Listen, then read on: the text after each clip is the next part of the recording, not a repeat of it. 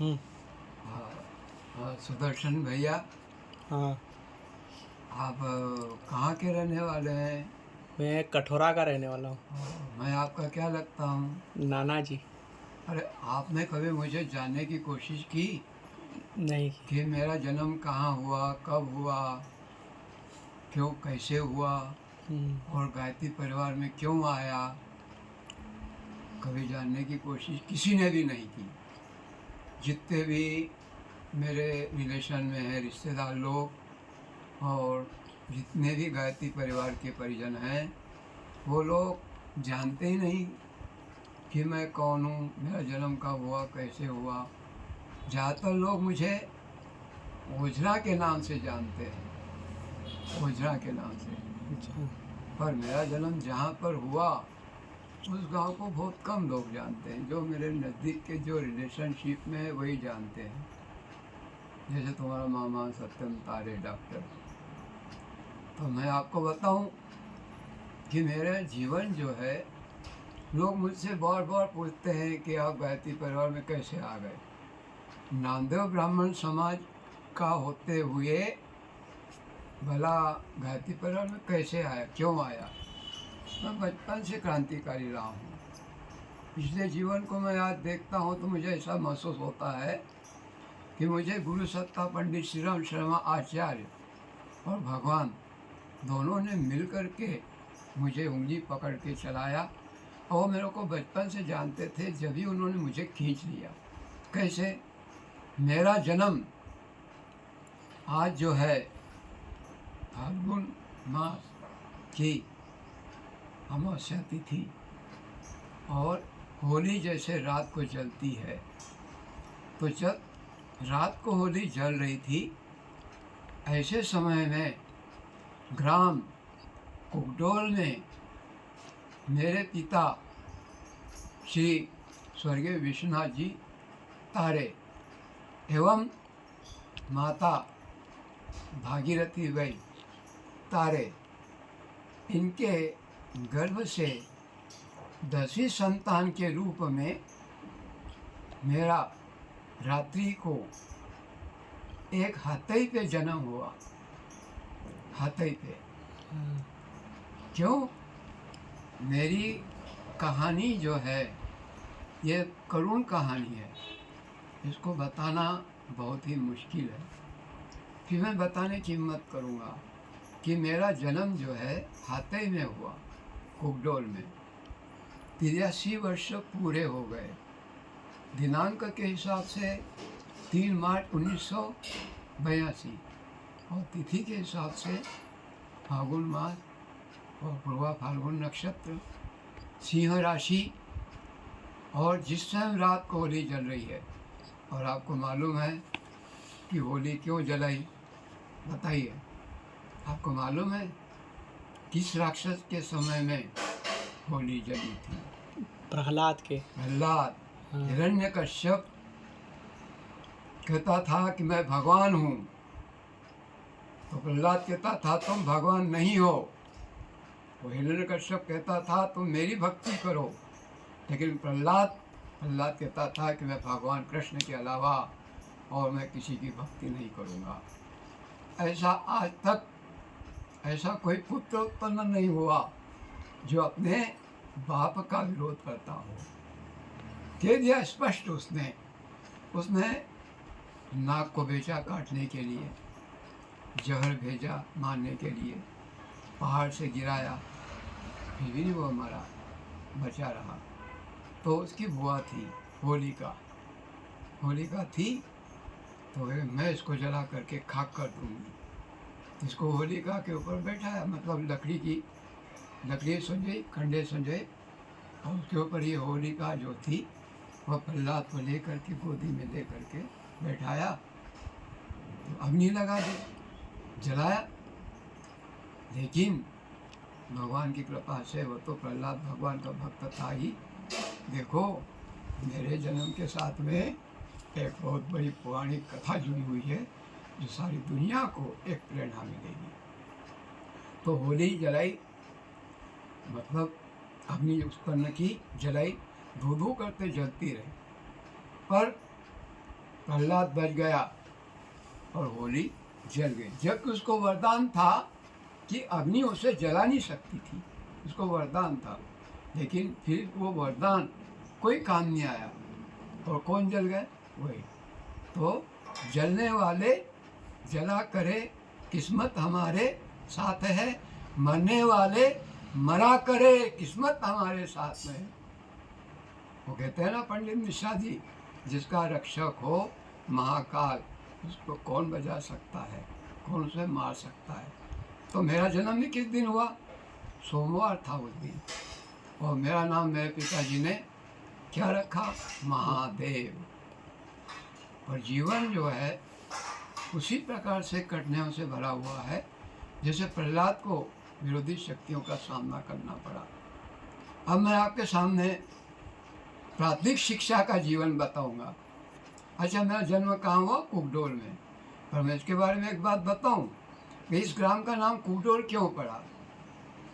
आपको जो ये यूट्यूब चैनल पे जो मैं कहानी और कथाएं कह रहा हूँ, ये मेरा जीवन चरित्र जो बता रहा हूँ, मैं नहीं चाहता मैं अपना जीवन बताऊं, लेकिन जो लोग हुए हैं, क्रांतिकारी लोग हुए हैं, और पंडित श्रीराम शर्मा जी को भी अपने आप अपना जीवन बताना पड़ा, क्योंकि लोगों ने कभी पूछा ही नहीं, जानने की कोशिश नहीं की कि मैं कौन हूँ, कहाँ हूँ, कैसा आया। तो कुकडोल नाम क्यों पड़ा, थोड़ा इसके बारे में बताऊं। कुकडोल और कुकडोल, कुकडोल और कुकडोल, तो हमारा जिस मोहल्ले में जन्म हुआ वह वहाँ पर होली थी, चौक था एक, और मेरे दादाजी थे भिखाजी तारे, होली के सामने सदाशिव तारे, और उसके पीछे मकान था लक्ष्मण तारे। तो यहाँ पर होली जलाई, और इसी गांव के नाम कुकडोल। तो पास में एक कुआं है, हमारे दादाजी के मकान के पीछे वाली गली में कुएं के पास एक भारती बाबा का वो था, डेयरी। कौन? भारती बाबा। भारती बाबा की एक डेयरी थी। तो हमने सुना ऐसा कि चोर बहुत आते थे उन दिनों में, चोरियां करते थे, उसको कहते थे ग्रुप के रूप में 10-15 चोर आते थे। और अहिल्याबाई का जिस समय राज था उस समय भयंकर चोर थे दक्षिण भारत में। तो चोरी लोग आते थे, उसको कहते थे दहाड़ा। क्या कहते थे? दहाड़ो पड़ियो। अरे गाँव में कहीं पड़ियो, दहाड़ो पड़ियो। तो उन दिनों में भी कुकडोल में एक बार कुछ चोर आए, तो जो हमारा मकान था पीछे वाले रास्ते में, पीछे वाले दरवाजे के पास, वहाँ जो डेयरी थी, यहाँ पर चोर लोग आए और यहाँ अंधे हो गए। क्या हो गए वो? अंधे। उनके पास में ढोल था। ये आदिवासियों के पास में एक ढोल रहता है, जहाँ भी कहीं जाते हैं ग्रुप में तो अपने साथ में ढोल रखते हैं। हो सकता है कि रंग पंचमी होली का टाइम हो और ढोल रखते थे, तो ढोल उनके पास में था, तो वो अंधे हो गए और ढोल फेंक करके चले गए। किसने किया उनको अंधा? भारती बाबा ने, क्योंकि भारती बाबा एक देवी शक्ति थी। कहते हैं लोग कि भारती बाबा कुकडोल में रात को घोड़े पे बैठ के सवारी निकालते थे और कुकडोल का पहरा देते थे, इसीलिए उनके नाम से हाथई पे एक ढोल रखा गया और शाम को रोज ढोल बजता था। और एक बात और थी, कभी गांव में अग्निकांड होता, कोई चोरी करते, या कोई कुएं में गिर जाता, या कोई संकट आता, तो गांव के लोग, कोई भी एक आदमी उस ढोल को बजा देता था, तो लोग इकट्ठे हो जाते थे। फिर चोरों का सामना करने के लिए अपने अपने मोहल्ले में डट जाते थे कि गांव में किसी को आने नहीं देते थे। या कोई अग्निकांड हुआ तो लोग इकट्ठे हो जाते थे और अग्नि बुझ जाते थे। यदि कोई कुएं में गिर गया तो उसे बचाने की कोशिश करते थे। इस प्रकार से वो ढोल क्या काम करता था? सूचना का। चलो मैं बहुत संक्षिप्त में बताऊंगा। अब मेरी प्राइमरी शिक्षा के बारे में आपको बताऊं कि उन दिनों में कपड़े जांघिया पहनते थे, छोटी छोटी चड्डियाँ, और इजार, भाषा क्या थी? इजार। ठेगड़ा लगे न, कपड़ा था नहीं, गरीबी की जिंदगी, धड़की धंधा करना।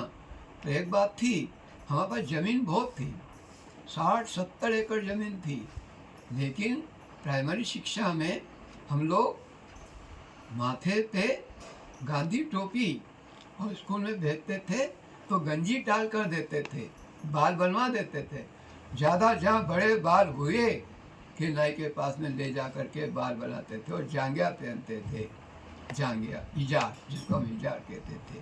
और मास्टर साहब जो पढ़ाते थे ना, और अगर गणित नहीं आए तो टेबल पर ऐसे हाथ रख देते थे और तामेल सर की सोटी मारते थे, सिर पे सोटी और रूल मारते थे। मुझे याद है कि जब मैं चौथी पढ़ता था तब श्री फतुल्ला जी वर्मा मेरे शिक्षक थे। गणित बोर्ड पे कराते थे छात्र से, शायद आपसे भी कराते होंगे, कभी कभी कराया होगा। तो छात्र से गणित कराते थे, मेरे से भी बोर्ड पे तारे महादेव गणित समझा तो लड़कों को, और तेरे को मैंने समझाया, आया कि नहीं? अब मेरे से गणित करा रहे तो मेरे को आया नहीं। जो सर उठे टेबल पर से और मेरा सिर जो है बोर्ड से ठोक दिया और घाव हो गया। तो उन दिनों में मारपीट बहुत तगड़ी होती थी, रूल से मारते थे। और मेरा एक दोस्त था श्री मुस्तफ़ा खान। अच्छा, उन दिनों में जो परीक्षाएं होती थी तो इंस्पेक्टर आता था, और इंस्पेक्टर जो है वो परीक्षा लेता था पट्टी पेन पर, और मौखिक गणित ही पूछते थे। तो मेरा दोस्त था मुस्तफ़ा खान, वो इंस्पेक्टर से डरता था, वो प्रवेश नहीं लिया स्कूल में उसने। हमने समझाया कि नहीं नहीं तू डरे मत, तू स्कूल में आ जा। तो इस साल भर बाद वो भी भर्ती हुआ। तो उन दिनों में मारपीट बहुत होती थी, अध्यापक से हम डरते थे। अच्छा, कभी कभी क्या होता था कि सर कभी छुट्टी पे जाते तो मेरे को कह देते महादेव तूने क्लास लेना, तो मैं क्लास कैप्टन लेता था और मैं क्लास लेता था। इस तरह से मेरी प्राइमरी शिक्षा धीरे धीरे बड़ी, पास हो गए। और चौथी पाँचवीं पास हो कर के जब हम आगे बढ़े तो मिडिल तक आते आते उन दिनों में क्या था कि हमारे पिताजी की खेती तो थी 60-70 एकड़ ज़मीन, पर मकान हमारा जो था पुराना था, ढलता था। और एक बात और थी, हमारे पिताजी को संगति में आ करके कुछ संगति हो गई। क्या कुछ संगति हो गई? उनको सट्टा खेलने की आदत पड़ गई।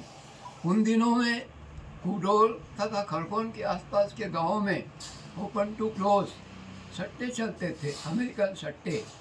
तो मेरे पिताजी को भी संगति में वो बिगड़ गए। क्या बिगड़ गए कि उनको भी सट्टे खेलने की आदत हो गई और वो सट्टा खेलने लगे। इस सट्टा खेलने में हमें गरीबी का नग्न डांस देखना पड़ा। गरीबी का हुआ क्या कि फिर उस मकान को, जो हमारा पुराना मकान था, हमारे पिताजी ने उस मकान को बेच दिया और गांव में एक हवेली मोल ली। हवेली, वो हवेली आज भी प्रसिद्ध है। 2 मंजिल तक एरन की जुड़े की हुई और उसकी लंबाई कम से कम 4 फीट की। उसमें बखारी मतलब पहले चोर लोग आते थे तो चोर के डर के मारे दीवार की लंबाई चौड़ाई इतनी होती थी, चौड़ाई, उसमें अनाज रखते थे। तो एक मंजिल, जो पहली मंजिल थी, उसमें बखारी थी और उसमें अनाज रखते थे पुराने लोग। और कहा गया ऐसा कि ये जो मकान जो बनाया 56 की काल में बना है। 56 का काल, अब पता नहीं 56 का काल कब कैसे पड़ा। अब वो मकान बनाया, हम वहाँ रहने लग गए। तो मैं जो था 10वीं संतान थी मेरी, मैं जिस समय जन्म हुआ वो मेरी माता की 10वीं संतान थी। और जब मकान ये लिया तब एक बच्चा और उत्पन्न हुआ, उसकी साल भर बाद डेथ हो गई। फिर एक दूसरा बच्चा उत्पन्न हुआ, उसका नाम रामचंद्र।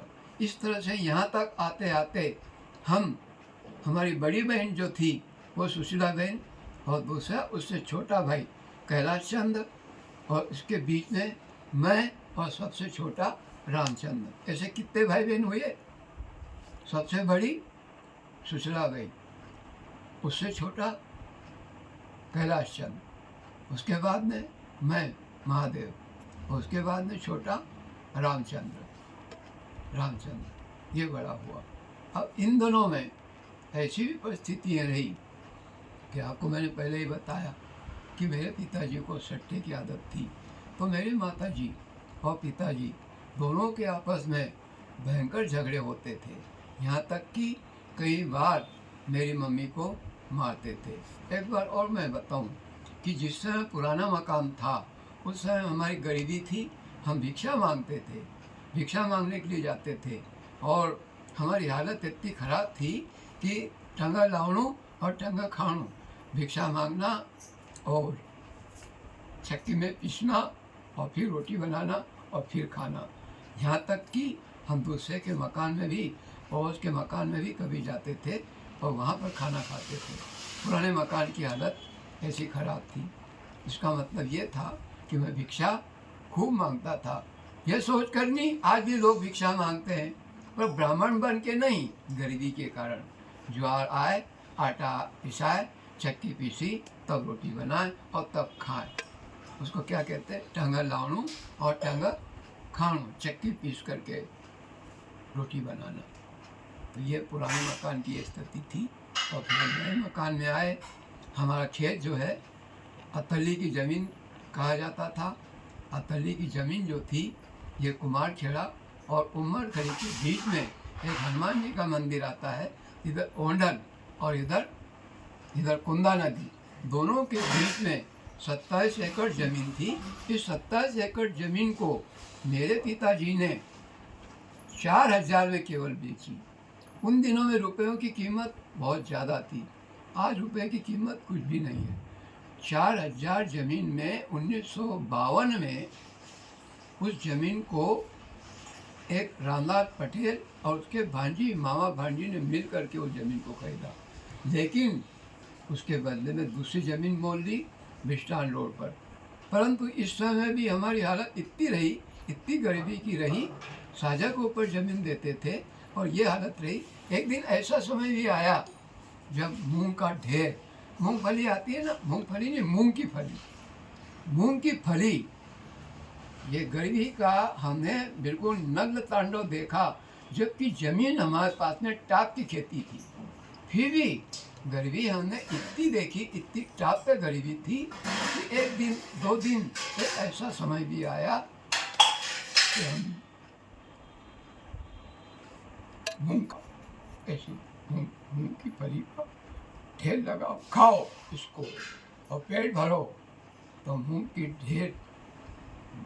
की फली के खा करके हम सो गए। मूंग की फली का ऐसा ढेर लगा। बड़े भाई, बहन, मैं, हमने मूंग का खेल करके भोजन किया। ये स्थिति थी हमारी। उस खेत को बेच करके हवेली ले दी। उस सट्टे के कारण उस हवेली को भी बेच दी आधी कीमत पर। अब आधी हवेली बिक गई हमारी। इस मामले में हमारे पिताजी और हमारी मम्मी के बार बार झगड़े होते थे और मम्मी को पीटते भी थे। एक समय ऐसा भी आया कि माता का चूल्हा अलग, पिता का चूल्हा अलग, हमारे सामने समस्या, हम कहाँ भोजन करें। खैर, ये बात हो गई प्राइमरी कक्षा की। बहुत हालत बहुत ख़राब। इस समय हमने देखा कि महिलाओं को पीटते थे, महिलाओं को पीटते थे। अब जब मैं पुरानी नई हवेली में आया तब मुझे पता लगा कि मेरी बहन विधवा है, मेरी बहन विधवा है। उसका विवाह एक ऐसे व्यक्ति के साथ में हुआ जिसको टीबी थी। पहले ज़माने में, पहले समय में 12 साल की उम्र में, 14 वर्ष की उम्र में शादी हो जाती थी। अब मुझे पता भी नहीं था कब मेरी बहन की शादी हुई। तो शादी होने के तत्काल बाद, कुछ महीने बाद, उनके मिस्टर का देहांत हो गया और बहन विधवा हो गई। इस समय में मेरी बहन के ऊपर कई प्रकार के लांछन लगाए जाते थे। उन दिनों में विधवाओं का जीवन बड़ा कठिन था और ब्राह्मण समाज क्या कर सकते थे। एक समय ऐसा आया कि उसका विवाह दूसरा कर दिया गया मेरे मामा जी के सलाह से। अब पुरानी हवेली अर्थात नई हवेली जहाँ थी हमारी, नया मकान था, उसके बारे में आपको एक थोड़ी घटना बताऊंगा। ये घटना जो है मेरे जीवन में बहुत ही महत्वपूर्ण घटना है कि उन दिनों में क्या था कि हम 3 दोस्त थे। ये मैं कहानी बहुत अच्छी आपको बताऊंगा कि मेरे पिताजी कठोर जरूर थे, लेकिन हमें बुराई आदतों से बचाया। तो मैं इसको आपको बहुत अच्छी मज़ेदार कहानी बताऊंगा कि ये मेरे जीवन का एक बहुत बड़ी घटना थी कि चोरी करने से हम बचे। क्या बचपन में हम लोग क्या करते थे कि हमारा दोस्त था मुस्तफ़ा खान, वामन तारे, हम खेत में घुसे।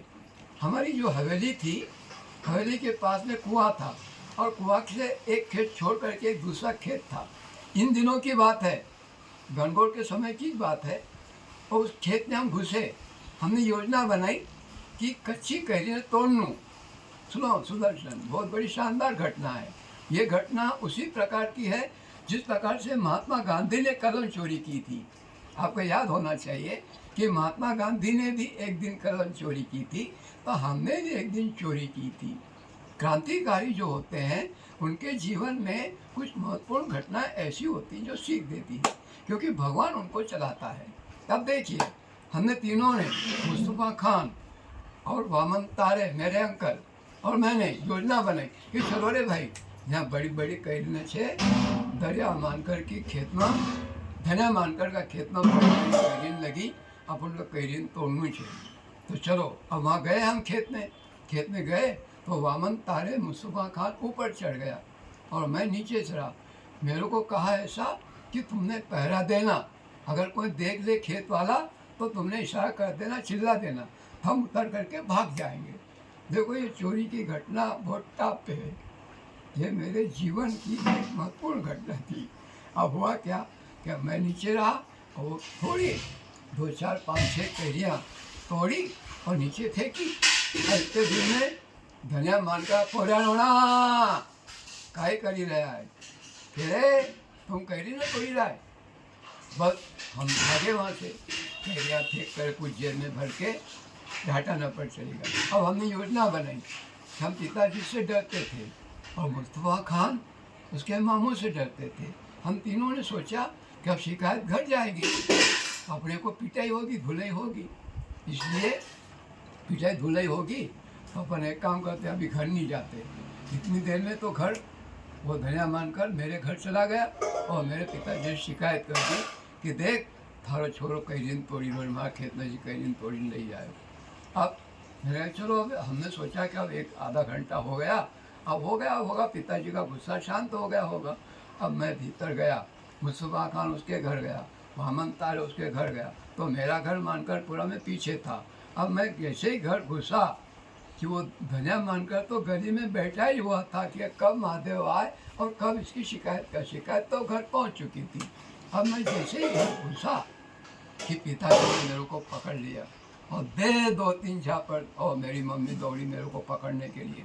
तो उन दिनों में वो आंगन था, एक छोटा 1 फीट नीचे आंगन था, मेरी भुजा पकड़ करके नीचे फेंक दिया। कह रहे बोरिया घर लाओ। पहले ज़माने में अगर किसी प्रकार कोई शिकायत करते थे तो माता पिता उसको दंड देते थे, मारते थे, पीटते थे। तो उस दिन से ये मैंने तय कर लिया कि अब कभी भी मैं चोरी नहीं करूँगा। तो खरगोन में हम पारसिंहपुरे में रहते थे, तो जब भी कभी हर शनिवार पैदल आए तो मेरे दोस्त मूंगफली तोड़े, पर मैं कभी भी एक फली भी हाथ नहीं लगाता था और नहीं तोड़ता था। बाद में जब ओझरा में कभी भी किसी खेत में जाऊं तो मेरे स्टूडेंट मेरे को कहें कि सर, तुम मेरे खेत में से मिर्ची ले आया करो। तो जब भी कभी मैं खेत में मिर्ची लेने की जाता ओझरा में, तो मेरे को वही आवाज़ आती, ओझर होना। तो मैं खेत में कभी भी हाथ नहीं लगाता। अरे भाई, मेरे को बड़ा डर लगता है, क्या करूं, अब मैं कभी चोरी नहीं कर सकता। दूसरी घटना एक और मैं बताऊं, इसके बाद तीसरी घटना बताऊंगा जहाँ से मुझे क्रांतिकारी मिली, फिर हमारी बात बंद कर देंगे। एक दूसरी घटना, ये क्या हुआ, यहाँ से संकल्प लिया कि हम कभी चोरी नहीं करेंगे। अब जब मैं मिडिल स्कूल में पढ़ रहा था, 7वीं 8वीं की कक्षाएँ पढ़ रहा था, तब जो है, हाँ 8वीं की बात है, उस समय चक्रवर्ती गढ़ी चलता था। मेरे पिताजी को सिर दबाना पड़ता था, श्वास चलती थी, अब हमारे मित्रों ने क्या किया कि होली का टाइम था, अरे यार कहीं कि गांजा भांग बनाए, गांजा भांग बनाए और गांजा भांग खूब पिएंगे। तो दोस्तों से मिल करके हमने गांजा भांग बनाया। अब हमको नशा चढ़ गया, तो शाम को मैंने तो कम पिया था, तो कह रहे हम शिव मरी लेते थे पहाड़ सिंहपुरे में, तो कह रहे तुमने गांजा भांग पियो रे। तो वामन तारे को तो खूब नशा चढ़ गया और मेरे को भी। फिर क्या हुआ कि मेरे को कहा, पिताजी ने कहा कि तुम दही पी लो, तो मेरे को दही पिला करके वो कर दिया। फिर उस दिन से फिर हमने गांजा भांग कभी नहीं पिया।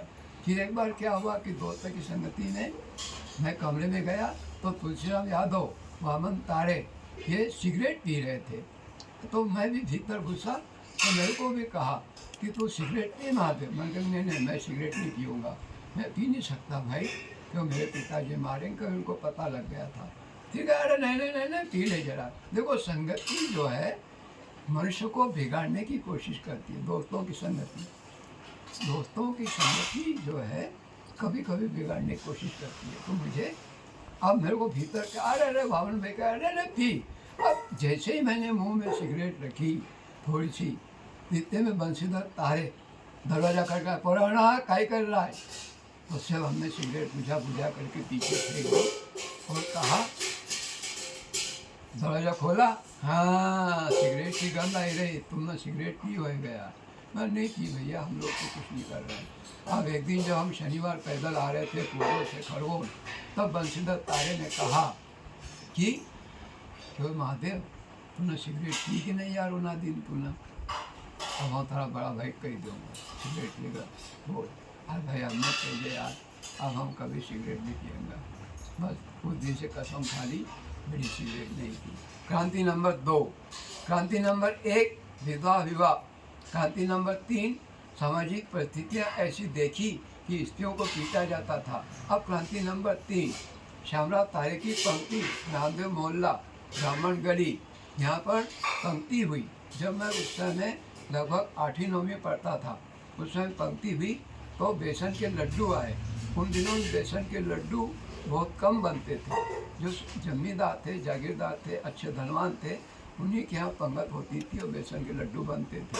तो पत्ता में बेसन के लड्डू आए, तो मैंने पिताजी को पूछा, भाई जी ये पंगत में लड्डू क्यों आए?